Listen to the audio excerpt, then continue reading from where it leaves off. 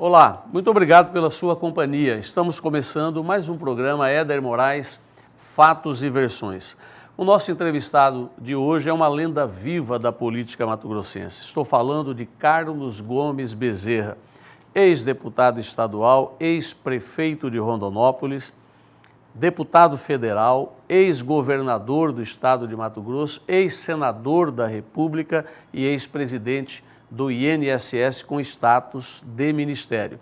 Nosso programa tem vários questionamentos feitos pela população mato-grossense ao nosso convidado, Carlos Bezerra, também a participação sempre bem-vinda do cientista político João Edson e também a participação mais do que especial no quadro Coluna Cuiabana do Dr. Gabriel Novis Neves. Eu vou a um rápido intervalo, na sequência voltamos para essa importante entrevista.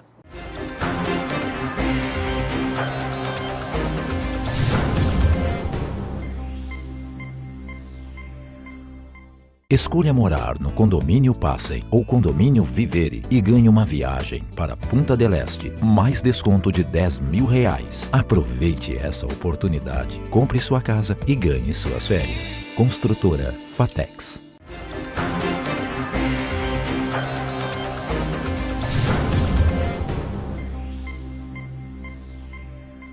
De volta do nosso primeiro bloco, como anunciado, nós hoje estamos entrevistando o deputado federal Carlos Gomes Bezerra. Carlos Bezerra, que foi deputado estadual, que foi prefeito de Rondonópolis, que foi senador da República, que foi governador do estado de Mato Grosso e que agora ocupa uma cadeira de deputado federal. É um debate inteligente, proveitoso e eu tenho certeza que vai agradar em muito você que nos assiste nesse momento. É um prazer recebê-lo, deputado Carlos Bezerra. Prazer é meu, ter a oportunidade de falar com o povo do nosso estado através desse importante programa.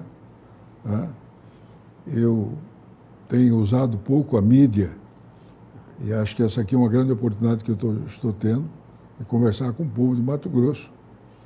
Para aqueles que não me conhecem, eu sou um político com 8 mandatos. Graças a Deus sou ficha limpa e estou há 40 anos na vida pública. Trabalho em favor de Mato Grosso e em favor do Brasil. Isso tem sido praticamente toda a minha vida. Foi na luta pela justiça social, na luta pelo bem comum. Deputado, nós vamos a um breve release. Lógico que não vamos conseguir contar toda a sua história, mas justamente para aqueles que chegam agora no estado de Mato Grosso e para aqueles que conhecem a sua história, poder ter uma ideia melhor de quem é Carlos Bezerra. Carlos Gomes Bezerra é natural de Chapada dos Guimarães, é advogado e professor. Já foi filiado ao PTB e ao MDB. Em 1980, se filiou ao PMDB e permanece no partido há 33 anos. Já foi governador do estado de Mato Grosso, senador da República e, por 2 vezes, prefeito de Rondonópolis. Atualmente, está no 3º mandato como deputado federal. Um grande currículo, um dos maiores nomes da política de Mato Grosso. Carlos Bezerra é o entrevistado de hoje do programa Éder Moraes, Fatos e Versões. O senhor, como governador do estado, ou como cada um dos mandatos por onde passou, deve ter muita história para contar para o povo de Mato Grosso, né? Eu iniciaria perguntando sobre o que é mais recente nesse momento, depois a gente volta em alguns detalhes. O senhor é autor de uma emenda constitucional que cala fundo no coração da classe um pouco menos favorecida, mas que está em ascensão, que está mudando o perfil econômico, que é das empregadas domésticas. Eu gostaria que o senhor falasse um pouquinho sobre isso. Olha, eu esperava que o governo do PT resolvesse esse assunto, porque a Constituição brasileira tem uma contradição enorme. Ela começa dizendo que todos são iguais perante a lei.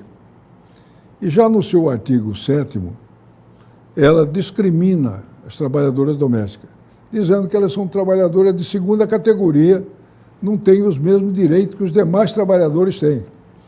Isso ainda é um resíduo da escravidão no Brasil. A empregada doméstica ainda é vista por muito como uma coisa, uma propriedade dele, não como uma pessoa, como um ser humano, né? E mantém esse trabalho de subserviência, subsalário, né? E eu esperava que o governo do PT e o Lula criou até uma comissão interministerial para resolver esse assunto. A comissão funcionou, mas a área econômica do governo, sempre conservadora, começou a detonar a proposta. E o Lula recuou. Recuou, colocou a emenda, o trabalho na gaveta, esqueceu o assunto. Quando o Lula esqueceu o assunto, eu resolvi apresentar a emenda para retomar o assunto, não deixar morrer. E comecei a articular dentro do Congresso. Graças a Deus, o político vive da respeitabilidade que ele tem. Esse é o capital do político. E eu tenho muita respeitabilidade no Congresso, um trânsito em todos os partidos, e comecei a articular essa emenda. Primeiro na Comissão de Constituição e Justiça, da qual eu faço parte. Depois, na Câmara, na aprovação, o presidente da Câmara do Rio Grande do Sul, assim que aprovamos na comissão, eu fui no gabinete dele e disse para ele o seguinte: olha, você tem que sair daqui de cabeça erguida com a aprovação dessa emenda. Vai ser o ponto alto da sua administração. Eu falei: mas Bezerra, tem 150 emendas na frente da sua emenda. Eu falei: mas você tem que dar um jeito, a você que prioriza. Coloca ela na frente de todos, é justiça para 7 milhões de trabalhadores, mais de 7 milhões. Um apelo social. É um apelo social enorme. E eu terminei convencendo ele. Depois o Henrique Alves, também nosso líder, foi para cima dele, junto comigo, e ele resolveu pautar a emenda e foi aprovada, que é a redenção hoje das domésticas em todo o Brasil. Tá? Eu acho que foi a minha vida pública toda. Fiz muita coisa em favor do povo, muita coisa mesmo, tá? Mas esse foi o ponto mais alto da minha vida pública. E nenhum parlamentar mato-grossense, salvo engano, talvez tenha conseguido uma alteração na Constituição. Pelo menos nós não lembramos disso num curto espaço de tempo. E o senhor consegue essa façanha política num território comandado ali por cabeças privilegiadas. Exato. Além dessa, tem outra PEC sendo aprovada esse ano, que é de minha autoria, que dá o recurso para irrigação para o Norte, Nordeste e Centro-Oeste, para essas 3 regiões. Um recurso constitucional, tira do orçamento específico para essas áreas, para irrigação. Para todas as atividades?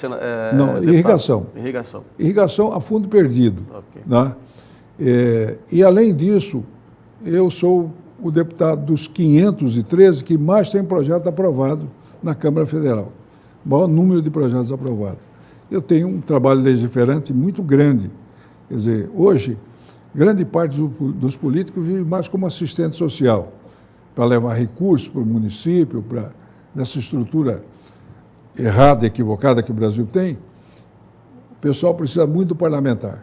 Mas eu, além dessa atividade, eu consegui recursos, meios para o Estado, para os municípios, eu atuo muito na área legiferante, que é muito importante, como essa PEC e outros projetos que foram aprovados lá de alto alcance social. O senhor comandou, enquanto senador da República, me lembro bem, o senhor foi relator do orçamento deste país. Não é tarefa para gente pequena. Como foi essa experiência, deputado? Foi muito boa. É uma época de vaca magra, de escassez de recursos. Mas eu chamei o governador Dante de Oliveira, que era governador do estado, falei: Dante, nós vamos fazer 2 obras fundamentais para o Centro-Oeste e para o Mato Grosso.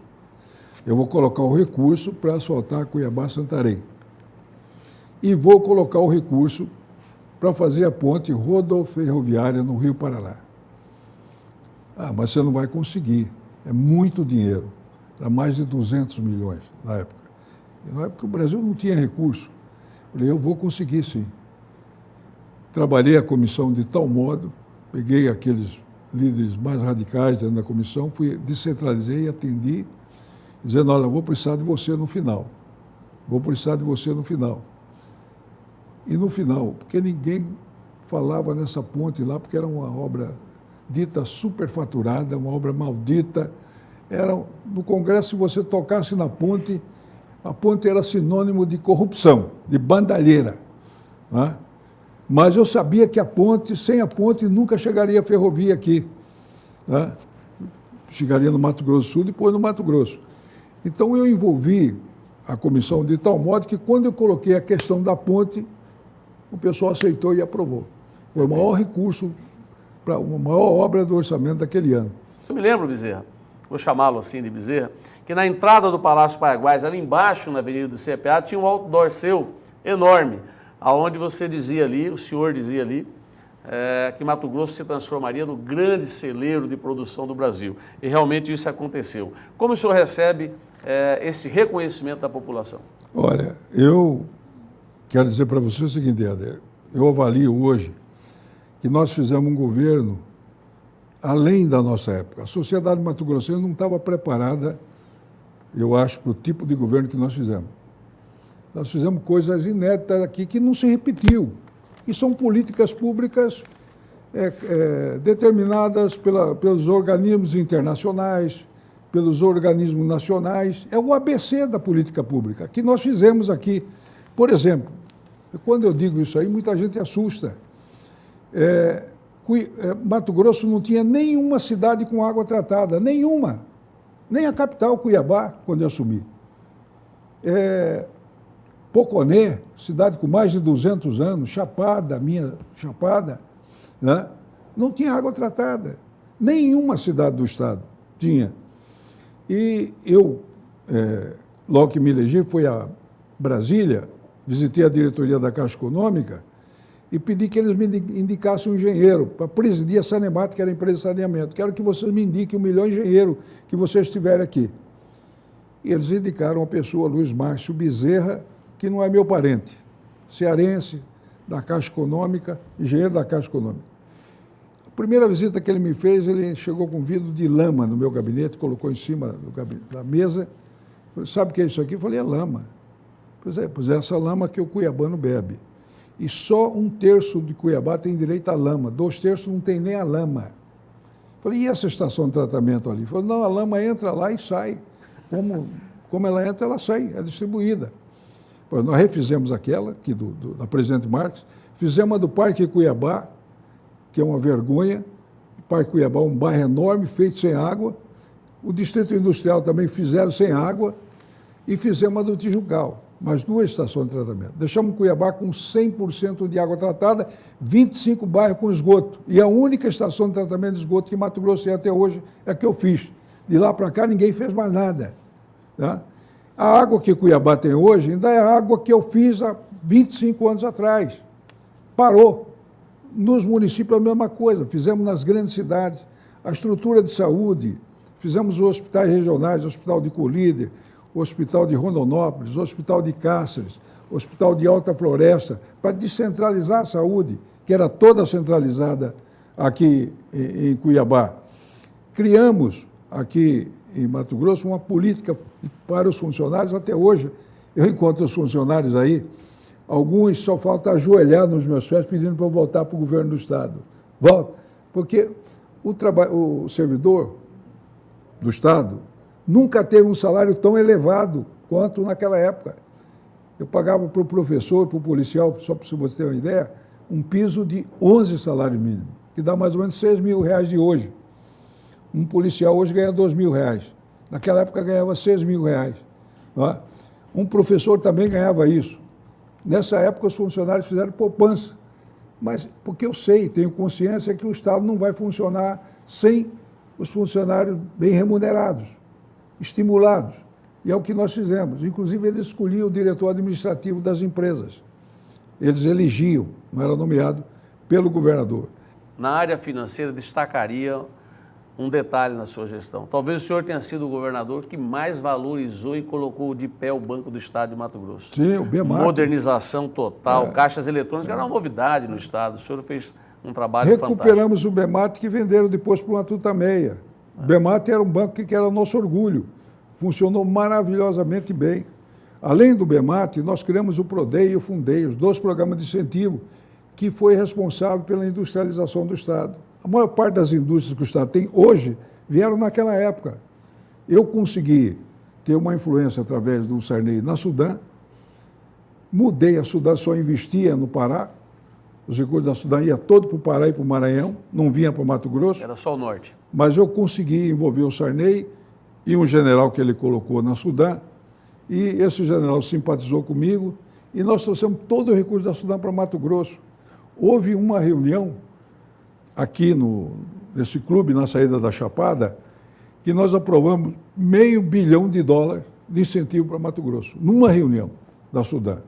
Então, a gente também gerou emprego, desenvolveu o Estado violentamente, e houve várias conquistas na área social, apoio à agricultura familiar, apoio à educação e à saúde, apoio à habitação, fizemos muita habitação. A área social, à época, era ProSol? ProSol, que a minha esposa que comandou, a Teté Bezerra. Secretária, deputada Teté Bezerra. Ela que comandou, muito bem. Fizemos um programa grande de habitação, porque nós saímos de Rondonópolis com essa experiência de fazer habitação sem dinheiro, que eu fiz em Rondonópolis como prefeito. Na época não tinha esse dinheiro que tem hoje, essa fartura, tinha nada. Nós construímos vários bairros em mutirão. A prefeitura entrava com material, o povo com a mão de obra, as associações de moradores, e fizemos vários e vários bairros. Estão lá. Usamos essa experiência também no governo do Estado. Qual o período que Carlos Bezerra governou? 97 a 90. Né? Mas eu peço àqueles mais estudiosos, aliás, eu tenho orgulho, porque eu sou tema de doutorado de vários professores da universidade. Né? Tem uma meia dúzia de professores da universidade que estão elaborando tema de doutorado em cima da minha experiência. Né? Uma delas é a questão do agente de saúde. O agente de saúde no Brasil nasceu em Rondonópolis, na minha primeira gestão de prefeito. Interessante. Eu, desesperado com a questão da saúde, os médicos estavam me matando de coração, iam me matar. O pessoal ia na minha casa à noite, Bezerra, não tem médico lá no posto, no pronto-socorro. Eu descia com eles lá, chegava, não tinha. Cadê o médico? Está no jantar do Rotary Club. E o povo lá morrendo amigo. Outro dia, cadê o médico? Está no jantar do Lions Club. O médico está na reunião da maçonaria. Esses caras vão me matar aqui. Eu tenho que sair disso, eu tenho que dar um jeito. O povo não pode continuar morrendo amigo aqui. E eu tinha lido, quando era garoto, um livro de um jornalista pernambucano que passou 2 anos na China, Nós e a China. E nesse livro tinha um capítulo dos médicos de pé descalço, mostrando que a China, um país de 1 bilhão de habitantes, resolveu o problema de saúde com um agente de saúde, que era o médico de pé descalço da China. Aí eu passei a vasculhar o Brasil para ver se alguém tinha mexido com isso no Brasil. Descobri um padre em Lins, São Paulo, padre Auguste, que ele tinha o Instituto IPPH, Instituto Paulista de Promoções Humanas.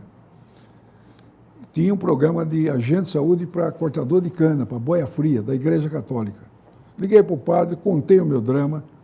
O padre falou, prefeito, se o senhor quiser eu vou aí. Falei, padre, o senhor é bem-vindo. O padre veio, ficou uma semana comigo em Rondonópolis, fizemos reunião nos bairros, cada bairro escolheu 3 pessoas para o teste da Secretaria de Saúde. A que saiu melhor, o padre levou para Lins para treinar, e depois me devolveu. Não tinha SUS, construímos postos de saúde em mutirão, cada bairro entrou com a mão de obra, a prefeitura com material, fizemos 23 postos de saúde, cada bairro tinha o seu posto.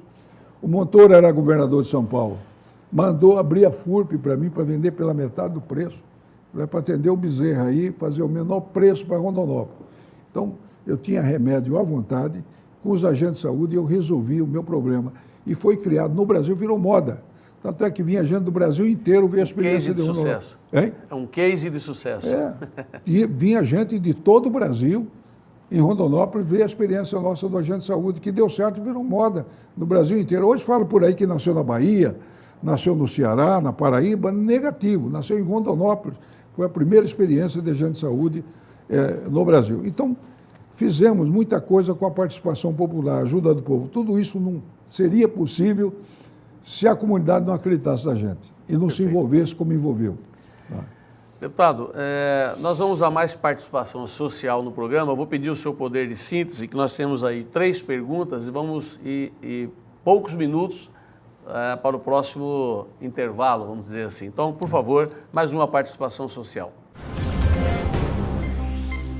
Senhor Carlos Bezerra, depois de todas essas manifestações que a gente viu aí, em todas as cidades, todas as capitais do Brasil, o senhor acha que vai mudar alguma coisa na política depois disso tudo? À vontade. Bom, eu espero que mude, né? Eu espero que mude. Eu mesmo sou um brasileiro angustiado. Um vice-líder do partido, deputado dos mais respeitados da Câmara, outro dia ele me pegou, falou, eu quero conversar com você. O que foi? Eu te admiro muito. Me admira por quê? Você é um homem já de idade avançada e você mantém um espírito rebelde. Você é um rebelde, pô. Na nossa reunião de bancada, que eu tenho sido duro na nossa reunião do partido. Exatamente por conta disso que ele está dizendo aí. Algumas coisas que precisam fazer e mudar no Brasil e que não mudam. E o povo vai terminar dando cartão vermelho para todo mundo e com razão. Porque as mudanças não acontecem. E o Brasil deixa a desejar em muitos setores. Nós estamos atrasados. Por exemplo, nós investimos em educação. Na América Latina, nós somos o que menos investimos em educação. Nós perdemos para a Bolívia e para o Paraguai, proporcionalmente. Né? Em outras áreas, e a educação aí envolve o desenvolvimento, não tem desenvolvimento sem educação. Né? E os países que se desenvolveram no mundo, eles fizeram a base primeiro na educação para poder desenvolver. E o Brasil não acordou para isso até hoje. Né? A deficiência na saúde, há uma deficiência na saúde, há essa estrutura nossa errada, não há uma reforma tributária. Aqui, todos os países do mundo, o recurso é distribuído primeiro para o município. Na Europa, eles distribuem 40% dos recursos para os municípios. Depois para o Estado, menos um pouco, para a União, menos. Aqui não, fica tudo com a União, 75%, e o município na miséria aqui. A pirâmide invertida, né? Não pode tanquear um carro. Hoje dar uma máquina para um prefeito é uma angústia, porque ele pega a máquina e depois ele não tem o óleo diesel para colocar na máquina, não tem como comprar. Né? Então, essas coisas precisam acontecer. O Brasil precisa passar por várias reformas, não é só tributárias, não, várias reformas. Isso leva ao descrédito do político com o povo. Né? Então, o companheiro aí tem razão. Né? Eu espero que a mudança só vai acontecer se o povo apertar, se o povo for para a rua, se o povo participar. Né? Senão vai ficar essa mesmice que está aí. Nós não conseguimos no Congresso aprovar uma reforma política mínima, mínima do mínimo, porque o Congresso que está aí está todo atrapalhado, é fruto dessa estrutura que está aí. Vamos a mais uma participação social. Carlos Bezerra, o senhor já foi para a rua? Já participou de movimentos sociais? Foi o que eu fiz, meu filho, quando era jovem, era estudante. Hoje não tem mais o movimento estudantil que existia na minha época. Eu fui líder estudantil. Eu fui presidente. Foi a minha primeira eleição, eu ganhei com 15 anos de idade. Fui presidente do Grêmio, 7 de setembro, do Colégio Liceu Cuiabano. Depois fui fundador e o primeiro presidente da Associação Cuiabana de Estudantes Secundários. Depois participei da União Mato Grossense de Estudantes Secundários. Fiz greves, fiz movimento de rua naquela época e a ditadura me prendeu. Depois veio o golpe militar, eu fui preso, porque eles achavam que eu era comunista, que era agitador. Né? Fui para a cadeia e saí da cadeia para fundar o MDB, que era a resistência à ditadura. Mas a minha vida toda foi essa, ao lado dos movimentos sociais, fui para a rua várias vezes, o movimento de reforma agrária. Eu, como deputado, mediei a primeira grande greve do sertão. Eu era presidente da Comissão de Agricultura da Câmara dos Deputados. Houve uma greve em Pernambuco, na Zona da Mata, onde a maior concentração de trabalhadores rurais do Brasil, mataram um trabalhador, e eu, então, como presidente da comissão, peguei 5 deputados e fui para lá. Fiquei 15 dias em Pernambuco até os trabalhadores ganharem, saírem vitoriosos na greve, com auxílio do governador, então, Marco Maciel, que era governador de Pernambuco, que nos ouviu. Então, eu sempre militei ao lado dos movimentos sociais. Minha vida pública toda foi para promover o avanço social no Brasil. Esse tem sido o meu trabalho. Essa é a prioridade número 1 do meu trabalho político. Eu, como recém-filiado ao PMDB, o senhor abriu as portas para que nós pudéssemos adentrar. E eu sou uma testemunha já disso em pouco tempo no PMDB, que o senhor tem a fama, eu vou usar um jargão aqui, de mão de pilão, né? Onde o senhor bate, o trem tem que acontecer. Então, mas ao mesmo tempo a gente observa uma extrema democratização das discussões. O senhor respeita todas as instâncias do partido, né? E dá a sua palavra final após ouvir, e está aqui nos estúdios presente conosco, eu agradeço, o Clóvis Cardoso, que é o presidente do partido no município, né? E é uma testemunha do que nós estamos falando também. Mas a sociedade ainda tem mais um questionamento para fazer. Vamos lá. Bezerra, qual que é a comparação do seu governo e do governo Sival? Pergunta difícil, Bezerra? É complicado, porque o Sival pegou o Estado numa outra época, né? Ele está fazendo um governo incomparável na área de infraestrutura. Nenhum governador de Mato Grosso vai conseguir fazer, conseguiu, ou até os que virão aí não vai conseguir fazer o que o Sival está fazendo. O volume de obras que Mato Grosso está recebendo, Cuiabá, Varza Grande e o interior do estado está recebendo, é um negócio incomensurável. Nunca se imaginava isso, eu mesmo temia o programa de governo nosso que propunha ligar toda a cidade com asfalto, né? Mas o Sival é de sorte, ele está num partido que é grande, o PMDB, ajudou muito, a força do PMDB a nível nacional, a nossa ligação com o governo federal ajudou muito. Então, na área de infraestrutura, o governo do Sival é incomparavelmente melhor do que todos os governos de Mato Grosso. Bate de longe, né? Cuiabá vai receber o VLT, que eu considero a principal obra disso aí.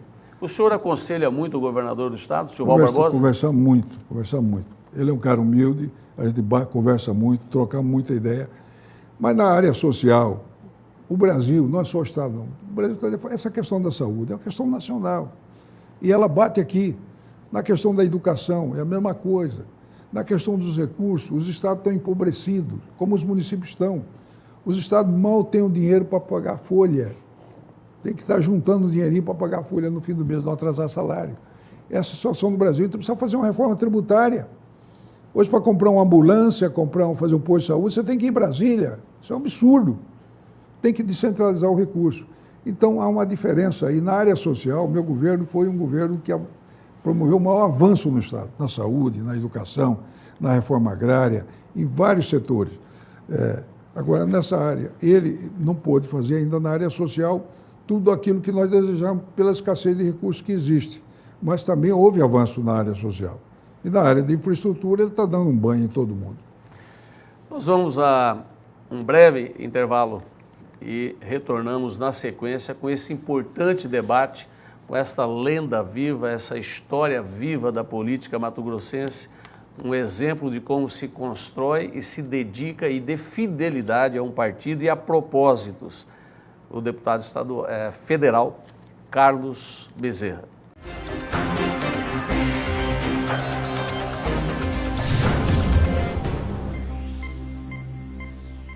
Escolha morar no Condomínio Passem ou Condomínio Vivere e ganhe uma viagem para Punta del Este, mais desconto de R$10.000. Aproveite essa oportunidade. Compre sua casa e ganhe suas férias. Construtora Fatex.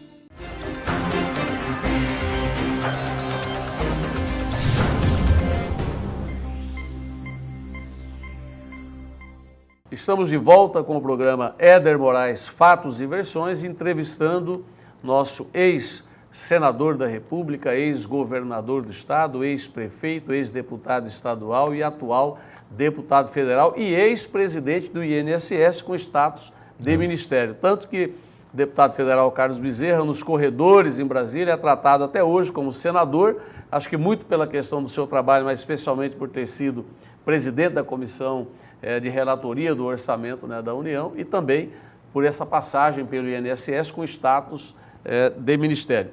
A sociedade quer saber um pouco mais ainda sobre Carlos Bezerra. Vamos a mais uma participação social.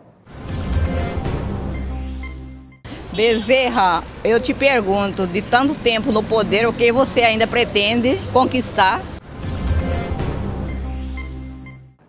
Essa pergunta é muito boa e me faz isso a toda hora. Eu nunca postulei candidatura. As minhas candidaturas foram definidas pelo partido. O partido que define a minha candidatura. Uns hoje querem que eu seja deputado federal, candidato à eleição. Alguns querem que eu seja candidato ao Senado. Outros querem que eu seja candidato a governador. Tá? Se for uma definição do partido que o senhor tem que vir para a trincheira, disputar a eleição de governador, o senhor está pronto para isso? Não, sem dúvida nenhuma. O que o partido decidir, eu já deixei uma vez uma eleição ganha para deputado federal, quando eu saí do governo, e nós tínhamos um candidato a governador que não conseguiu coordenar a campanha. A campanha desmanchou. E o pessoal entrou em estado de desespero e falou: Bezerra, a única solução que tem para manter a coisa em pé é você deixar de ser candidato a deputado federal e ser candidato ao Senado. Você sabe que é uma eleição perdida, mas nós temos condições de, pelo menos, manter a campanha. Se você não fizer isso, não vai manter a campanha, todos nós vamos ficar desmoralizados. E eu fui obrigado de deixar a candidatura com a eleição certa para ir para uma candidatura sabidamente derrotada. Fui, e não teve problema, fiquei sem mandato durante 4 anos, mas para mim não foi problema. Eu sou um homem de partido, eu acho que o partido político tem que ser fortalecido. Né? É a principal instituição de um país, é o partido político. O meu trabalho de outurno não é só de ganhar eleição, mas de fazer também um trabalho de educação política. Você mencionou há pouco, muita gente me chama de cacique, achando que eu sou cacique e não sou cacique. O que eu tenho dentro do partido é o respeito pela forma democrática como nós conduzimos o partido. No partido não há grupismo, não há perseguição, tudo é discutido transparentemente e abertamente. E os projetos do partido são definidos como o projeto do Sival foi definido por nós 2 anos e pouco antes da eleição. O Sival não tinha nem 2% da eleição. Nós democraticamente decidimos que ele seria o candidato e começou todo mundo a trabalhar. Então, definimos as ações e fomos e ganhamos a eleição. Quem que diria que o Sival Barbosa seria governador do Estado? Então, esse trabalho partidário que eu sempre fiz é que define a minha vida pública. Qual o melhor desenho de composição para 2014, na opinião do experiente Carlos Bezerra? Eu acho que nós temos que manter essa frente partidária que está aí. Mantendo essa frente, eu não tenho dúvida de nós ganhamos a eleição. Eu não me preocupo muito que o nome esteja com 30% na pesquisa. Isso é de só menos importância. Com 40% na pesquisa. Isso aqui não quer dizer nada. Nós temos que ter um nome que aglutine essas forças. Esse é o primeiro passo. Aglutinar todo mundo. Segundo passo, acabar de montar a chapa com essa frente. Né?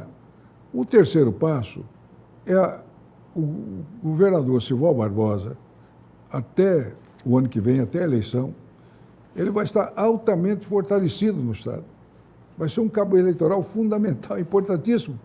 E a presidente Dilma, que aqui no Estado está bombando, está bombando. Agora, depois daquela festa em Rondonópolis, da inauguração do trem de ferro, quando eu assisti, o agronegócio todo fechou com a candidatura dela. Né? Ela aqui no Estado vai nadar de braçada, a presidente Dilma. Né? Então, o palanque nosso vai ter o Sival como cabo eleitoral, a presidente Dilma como cabo eleitoral. É só ter um nome razoável, que passe pelos partidos, ganha a eleição para governador, não tem adversário. Tá? Ganhamos de qualquer um que for o nosso adversário. Perfeito. Deputado Carlos Bezerra, o Sival Barbosa venceu as eleições, montou o seu secretariado, e a gente percebeu no transcorrer do mandato de Sival Barbosa, ainda no primeiro ano, uma forte atuação do senhor com relação ao fortalecimento do PMDB dentro da gestão estadual. Prova disso, e eu sou testemunha, é que o senhor comandou praticamente a nomeação de 6 ou 7 secretarias. Eu vou citá-las aqui. A CECITEC, Secretaria de Ciência e Tecnologia, está o companheiro Rafael. Grande nome. Isso. A de Turismo, que estava a deputada Teté Bezerra, e agora está o Pradella, não é isso? A SAD, uma nomeação do advogado Francisco Fayad, um importante nome do partido, com envergadura também para alçar voos maiores, né? O senhor mesmo diz isso, às vezes, em nossas conversas. Tem tudo para isso. A SEMA, com o companheiro Lacerda, não é isso? A Secretaria de Justiça e Direitos Humanos com o companheiro Luiz Antônio Poças de Carvalho. Que está fazendo um grande trabalho lá. A Indústria e Comércio com o Alan Zanata. Exato. Status de secretaria, que é a chefia de gabinete, com o Silvio, e a comunicação com o Carlos Rael. Tudo isso aqui tem a gestão e a interferência de Carlos Bezerra? Em parte tem, né? Grande parte disso aí, a gente tem conversado, eu e o governador, e você pode olhar que os nomes do PMDB são grandes nomes, todos são os melhores secretários que o governo tem, sem querer desmerecer o secretário dos outros partidos, mas todos fazendo um grande trabalho para o governo. Tá? Então eu tenho orgulho deles, tá? Até o último, dos últimos, que foi nomeado o doutor Luiz Antônio, né? Isso eu ouvi de desembargadores, elogio a administração dele, na Secretaria de Justiça. Tá? Então o PMDB tem acertado com os seus nomes, tem espírito público e todos eles têm feito uma boa gestão nas suas secretarias. Perfeito. O PMDB, mais em nível nacional, esta semana, questão de 10 dias, aí, a gente observou que há um ensaio de Roberto Requião, pessoa que o senhor conhece melhor que qualquer um de nós, é da sua convivência, né? É meu amigo pessoal. Realmente o PMDB vai em frente com o lançamento da candidatura à presidência do Requião. Como fica essa composição com Michel Temer, vice-presidente, que é do PMDB, e com a presidente Dilma? Eu acho que para essa eleição agora é meio complicado. Eu acho que o que o PMDB tem que fazer agora é interferir na pauta da presidente Dilma. Está muito avançado o processo. O Requião devia ter colocado isso antes, há um ano atrás, e começou um debate interno no partido. Agora, em cima da hora, é meio complicado. Mas o que nós temos que fazer, e ele tem razão no que ele fala, o Requião é um dos melhores oradores que eu conheci na minha vida. Ele tem uma retórica e uma inteligência rara. Né? Foi governador do Paraná 3 vezes, fez 3 grandes governos no Paraná. O que se confunde um pouco até com o autoritarismo, né? A forma que ele coloca. Mas ele é democrata e agora é muito competente, é muito inteligente. E o que ele diz, ele tem razão. Eu comungo com o que ele pensa. O Brasil precisa passar por um processo de avanço. Né? E esse avanço, é o que eu digo, reclamo na bancada nossa do PMDB lá na Câmara. Nós podíamos estar pautando o governo da presidente Dilma, pautando no bom sentido, colocando o que tem que colocar, que ninguém coloca. Ninguém coloca por N razões. O PT, por exemplo, encolheu em muita coisa. O PT encolheu na política financeira. Gritava contra o juro, contra os banqueiros, assumiu o poder, fez um compadrio com os banqueiros, ninguém fala mais nada. Os banqueiros receberam o ano passado 200 e tantos bilhões de juros. É 3 vezes o orçamento da saúde. Né? Ninguém fala nada. Tem que mudar essa política financeira, tem que peitar isso. É quase 40% das reservas cambiais brasileiras. Um país pobre como o nosso não pode conviver com isso, que falta dinheiro para tudo, meu Deus. E aí meia dúzia de banqueiros levando o que quer, o que não quer. A reforma trabalhista, não se fala na reforma trabalhista. O custo do Brasil, o Brasil é um país caro para produzir. Agora o Paraguai ali está bombando, crescendo 14% ao ano. O Paraguai descobriu o veio do ouro. As indústrias estão indo para o Paraguai para vender para o Brasil, porque a energia no Paraguai é 1/3 do preço daqui. No Paraguai os impostos são baixíssimos. No Paraguai tudo é mais barato, mão de obra é mais barata. Não há a relação trabalhista que existe aqui. Então, as grandes empresas, todas hoje, estão indo para o Paraguai e o Paraguai está crescendo 14% ao ano, é o maior índice de crescimento da América Latina, o Paraguai. Um presidente sabido, que elegeram agora lá, né? Porque o custo do Brasil inviabiliza o nosso país. Né? Nós perdemos a capacidade de competição internacional. Né? O Brasil era exportador ainda de manufaturados até ontem, hoje nem manufaturado nós exportamos mais. Nós perdemos aqui na América Latina, não estamos perdendo mais para a Europa, para a China, não. Estamos perdendo para os Estados Unidos, estamos perdendo aqui, perdendo para o Chile, para o Peru, para a Colômbia. E hoje a competição mundial se dá por conta do saber, da inteligência.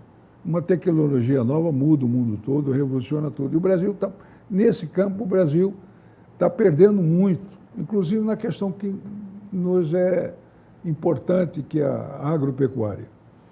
Nós somos, na América Latina, só para você ter uma ideia, nós somos o 5º colocado na América Latina em biotecnologia, que é a coisa fundamental. Hoje mesmo vi um técnico aí falando da universidade nossa aqui, falando da falta de recursos para exploração das plantas da Amazônia, que não tem recurso para pesquisa, não tem nada. A pesquisa não é importante, a educação não é importante.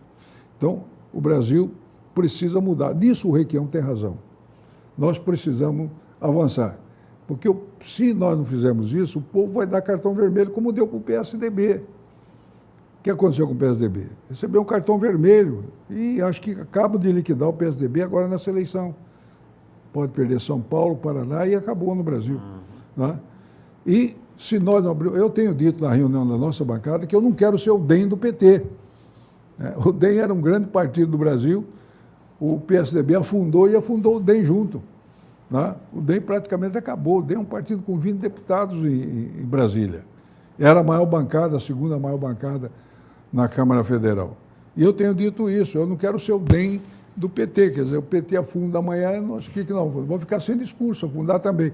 Então o Requião tem razão em colocar essas questões. Só que nós estamos colocando num momento já meio inadequado. O que nós temos que fazer é ir para cima do PT e da presidente Dilma para colocar essas bandeiras, até porque já tem um adversário dela colocando.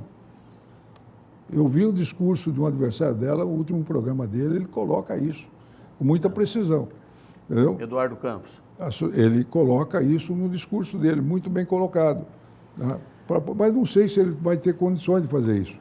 Então, eu acho que essa questão é meu amigo pessoal, eu acho que daria um grande presidente do Brasil, Requião. Deputado Carlos Bezerra, nós temos mais uma pergunta da população. Vou pedir o seu poder de síntese para a gente ir para praticamente a finalização desta gostosa, desta entrevista inteligente, levando informações, história, de qualidade, para você formar a sua opinião sobre a visão crítica dos fatos. Bezerra, você é candidato nas próximas eleições?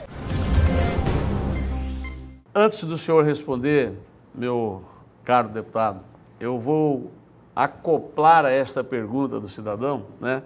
Embora o senhor já tenha deixado mais ou menos claro que é um soldado do partido, está pronto para o desafio, eu colocaria ainda mais o seguinte: dos nomes que estão colocados aí à disputa da sucessão estadual, qual o senhor tem mais simpatia ou há alguma carta na manga, fora o próprio deputado Carlos Bezerra, para as eleições de 2014?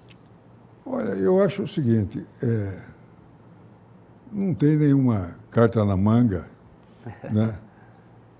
Eu volto a repetir aquilo que eu já disse aqui. O nome precisa ter trânsito nesse pool de partidos que estão aí. Não precisa ter, hoje, densidade na pesquisa. Isso não é importante. Né?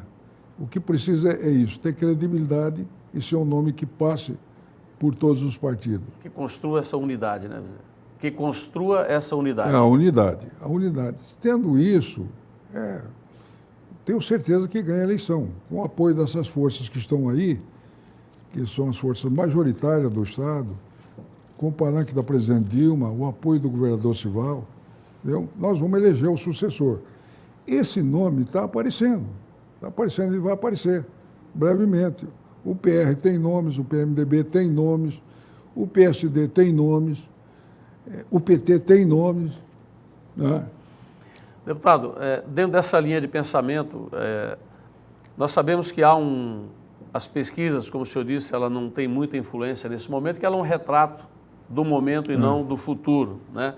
E aí há o candidato Pedro Táxi, despontando um pouco mais, enfim.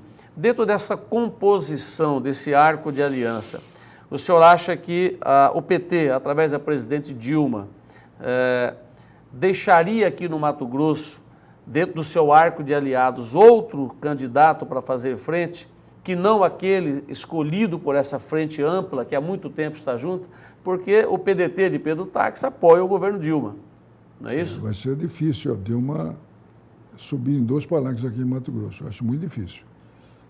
Não vou afirmar isso peremptoriamente, mas eu acho muito difícil, porque esse arco de aliança, sem dúvida nenhuma, é que vai dar grande sustentação para ela, e será vitoriosa aqui em Mato Grosso, eu não tenho dúvida nenhuma disso. Tenho total tranquilidade com relação a isso. Então, eu acho que ela ficará num palanque só aqui no estado. Ok. Vamos ouvir a opinião, para encerramento, do cientista político, teólogo, sociólogo, Dr. João Edson.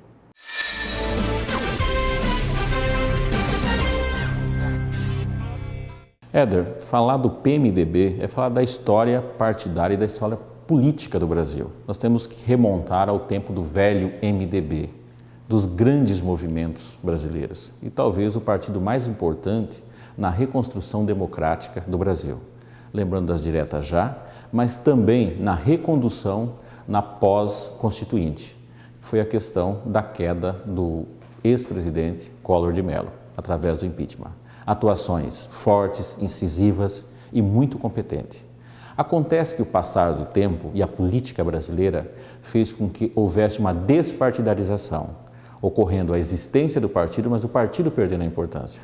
Através de questões que nós temos que discutir muito, que envolve a tal da governabilidade, a questão das coligações e a aproximação do PMDB com diversos partidos e os partidos casando nas mais diversas cidades, nos mais diversos estados e até na eleição presidencial, causou um desgaste sem precedente nos partidos políticos. No PMDB não foi diferente. A aproximação do PMDB com o governo, com o PT, ou descaracteriza das velhas lutas das ruas. Prova disso, não só o PMDB, mas todos os partidos foram alijados dos últimos movimentos, dos movimentos de junho de 2013. Em função do quê? Da inexistência da identidade que existia entre o partido e a militância. Prova disso, o velho MDB e o PMDB fazem a sua própria militância, têm a sua escola de formação. Só que hoje os jovens estão preferindo outras atividades que a própria atividade partidária. Houve envelhecimento do partido e principalmente dos modos de fazer política. Mas cabe ao PMDB, não o desgaste final, reconstruir a sua história, porque não se faz uma democracia forte, não se faz um país forte com um partido forte. E esse grande PMDB tem que retomar na história o seu papel.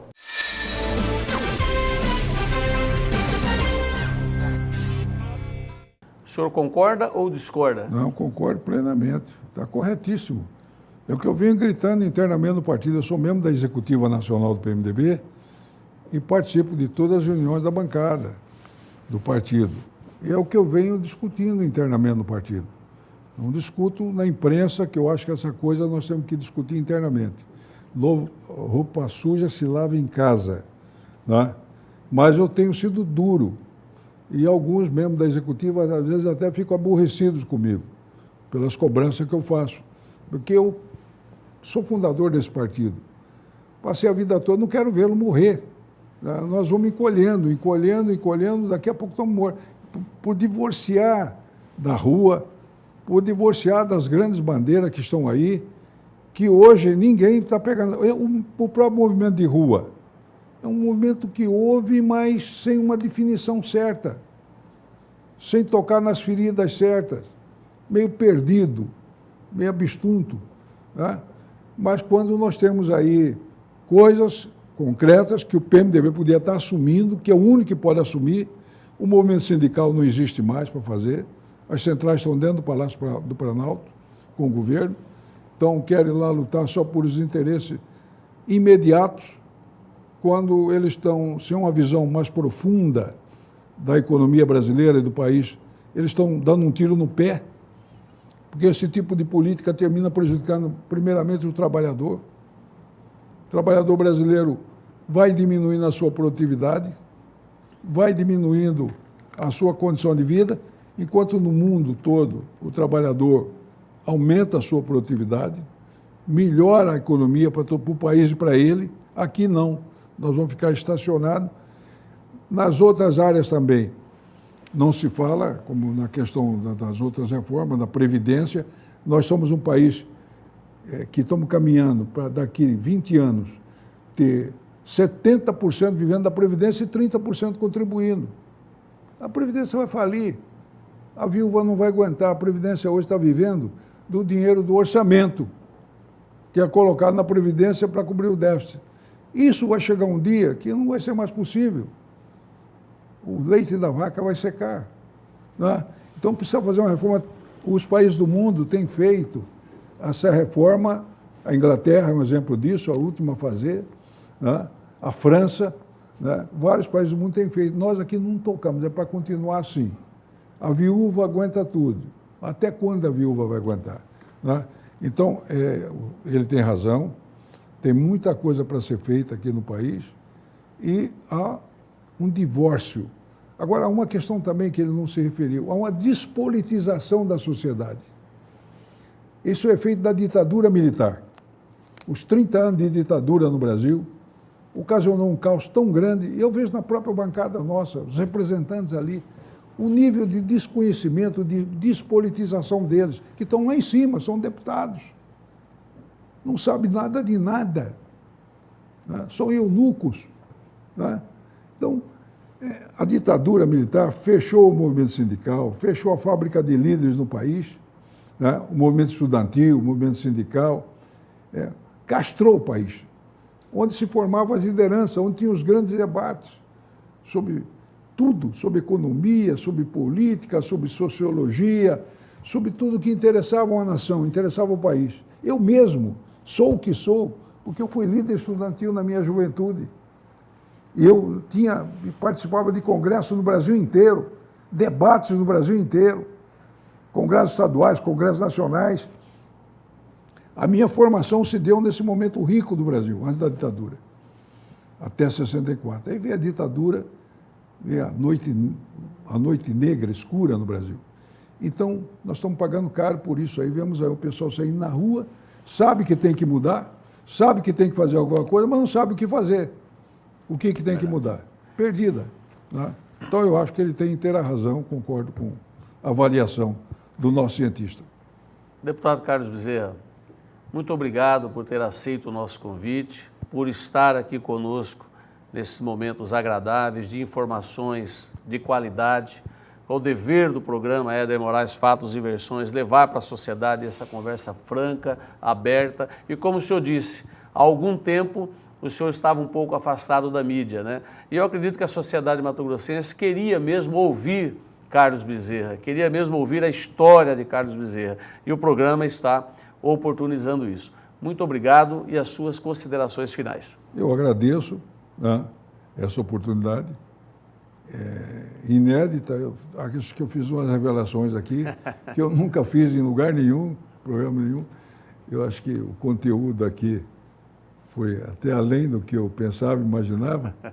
Eu pensava debater mais temas atuais aqui, mas nós entramos um pouco aqui na história, entramos na história de Mato Grosso, do nosso partido. Estou muito feliz com isso. Né? E eu fico imaginando, às vezes, comigo mesmo, com a minha família, converso, né? O maior legado que um homem pode ter não é dinheiro, não é riqueza, não é a contribuição que ele dá para a sociedade e a respeitabilidade que ele tem. Né? Isso me gratifica muito, muito. Às vezes o político é muito acicatado, injustiçado, muitas vezes, a gente passa por muita provação, mas o resultado é positivo. O resultado, a gente olha a história nossa, né? O passado nosso, né? E isso nos enche de orgulho, a nossa família, nossos companheiros que nos acompanham, que tem a gente como modelo, como paradigma, e eu ainda tenho em Mato Grosso. Eu sou político de eleição mais barato em Mato Grosso, Éder. O pessoal diz que eu tenho uma cascavel no bolso, porque eu nunca dei um centavo para ninguém votar em mim, mas sempre sou um político muito bem votado em Mato Grosso, porque eu tenho discípulo em todo o estado, em qualquer município que você for, vai ter lá os amigos do Carlos Bezerra, o discípulo do Carlos Bezerra, o trabalho que eu fiz ali, o reconhecimento da comunidade, e aqueles que não vendem o voto, votam na gente gratuitamente. Então, Então, eu sou muito feliz por isso. Obrigado por essa oportunidade. Um grande abraço a todos. Obrigado ao senhor por essa agradável entrevista. Obrigado.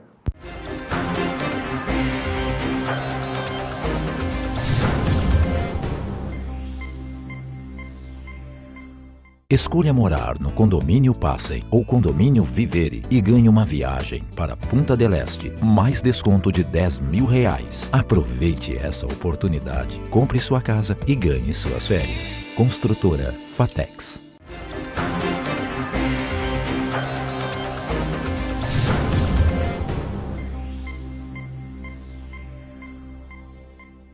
Vamos agora ao quadro Coluna Cuiabana com o Dr. Gabriel Novis Neves.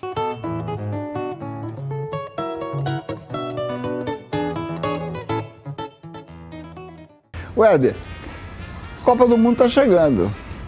Nós vamos ter jogos em Cuiabá. Agora, no intervalo dos jogos, os turistas que virão para cá, eles vão querer saber sobre a história dessa civilização de 400 anos. Eles vão querer saber a nossa história.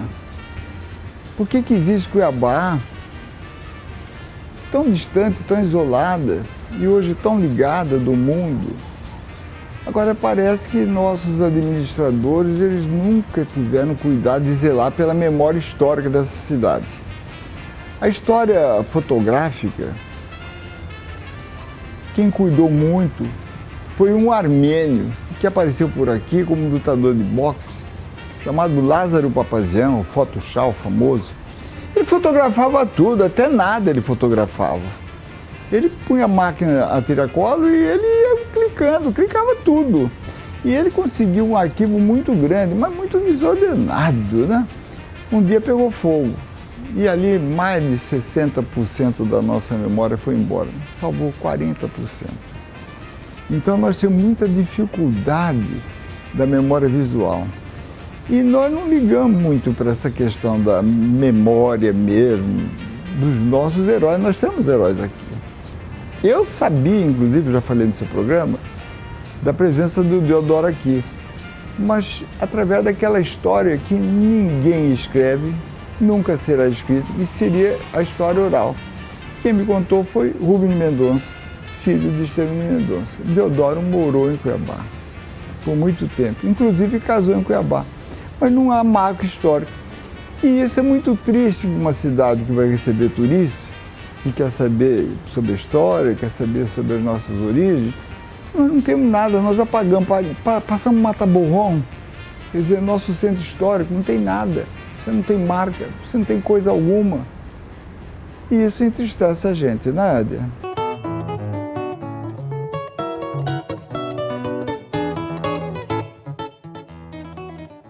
Doutor Gabriel tem absolutamente toda a razão no que está dizendo. É preciso realmente que façamos algo, não só para aqueles que vão visitar o estado de Mato Grosso, Cuiabá especificamente durante a Copa, mas os mais de 1 bilhão de telespectadores espalhados pelo mundo que vai estar acompanhando, né, esses 4 jogos que acontecerão aqui. Então o senhor realmente tem toda a razão. Embora eu, pelo visual que eu vi aí de Gabriel Novis Neves, só foi chamá-lo aí do Alain Delon cuiabano, que o homem deu uma caprichada, rapaz. Que é isso, hein?